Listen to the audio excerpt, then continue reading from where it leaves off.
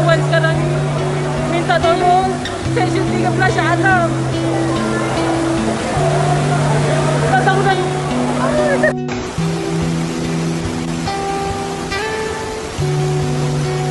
Sudah sepekan banjir melanda Malaysia. Penanganan pemerintah Malaysia terhadap banjir pun dianggap lambat. Lalu bagaimana sejak pertengahan Desember 2021 wilayah terparah akibat banjir? Penyebab banjir di Malaysia. Banjir adalah contoh nyata dari peristiwa cuaca yang tidak dapat diprediksi akibat emisi karbon yang tinggi. Ketika kita mengeluarkan karbon dioksida ke atmosfer, yang cenderung adalah terciptanya efek kebocoran global di mana gas rumah kaca menangkap panas dan di bawah kondisi yang lebih hangat.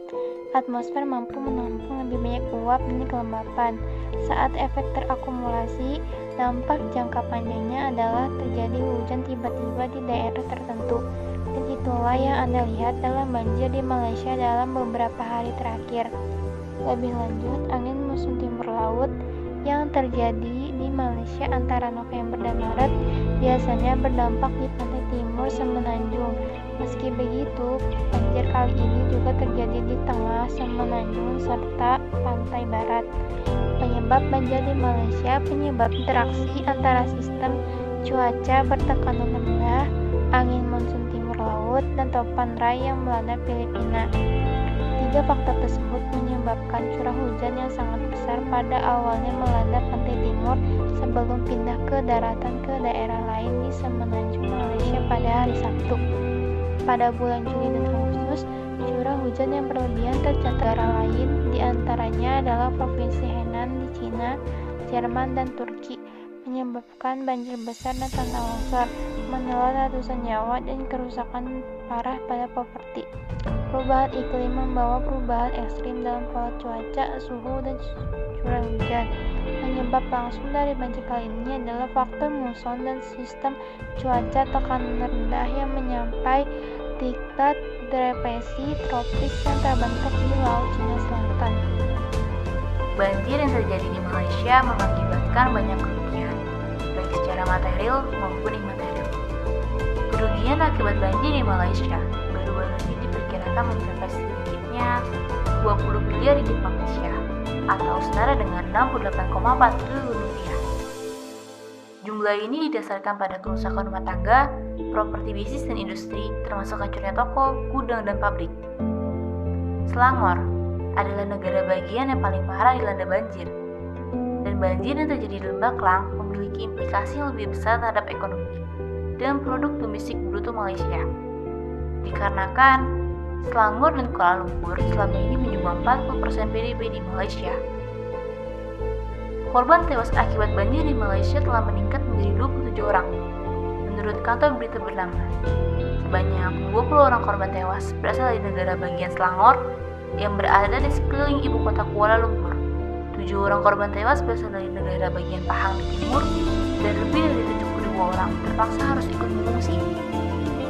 Situasi semakin sulit lantaran ditemukan 181 kasus COVID-19 di tempat evakuasi, dan tumpukan sampah yang tertinggal di wilayah yang terdampak banjir juga memicu kekhawatiran para warga akan wabah penyakit yang baru.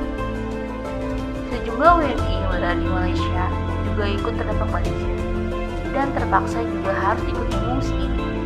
KBRI di Malaysia telah menyatakan bahwa hingga saat ini total 3.500 WNI terkena dampak banjir, dan KBRI juga menyatakan bahwa tidak ada WNI meninggal akibat banjir ini. Sejak 17 Desember 2021, hujan deras telah menyapa negara Malaysia, menyebabkan banjir terparah di Malaysia dan mendorong seruan pemerintah Malaysia untuk meningkatkan kesiagaannya terhadap peristiwa cuaca ekstrim. Malaysia berusaha mencari dana sebesar 3 juta dolar dari Dana Iklim Hijau PBB untuk Rencana Nasional Pengembangan Adaptasi Perubahan Iklim. Kementerian Lingkungan Hidup pekan lalu menyatakan hal tersebut menyusul badai banjir di Malaysia yang telah memakan korban jiwa. Selain itu, seharusnya pemerintah secara sigap melakukan mitigasi untuk daerah terdampak banjir. Mitigasi terbagi menjadi 3 golongan, yaitu prabencana, saat bencana dan pasca bencana.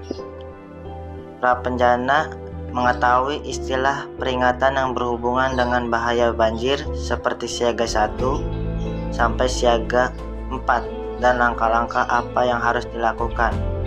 Mengetahui kerentanan tempat tinggal kita, apakah di zona rawan banjir atau bisa menggunakan aplikasi Inaris, dan mengetahui cara-cara untuk melindungi rumah kita dari banjir. Saat bencana, apabila banjir akan terjadi di wilayah Anda, maka simaklah informasi dari beberapa media mengenai informasi banjir untuk meningkatkan kesiapsiagaan. Dan apabila terjadi banjir, segeralah evakuasi ke tempat yang lebih tinggi. Pasca bencana, hindari air banjir karena kemungkinan kontaminasi zat-zat berbahaya dan ancaman kesetrum. Waspada dengan instalasi listrik dan hindari air yang bergerak. Pasca terjadinya banjir di Malaysia, pemerintahan Malaysia telah mengerahkan angkatan bersenjata dan polisi untuk membantu proses evakuasi.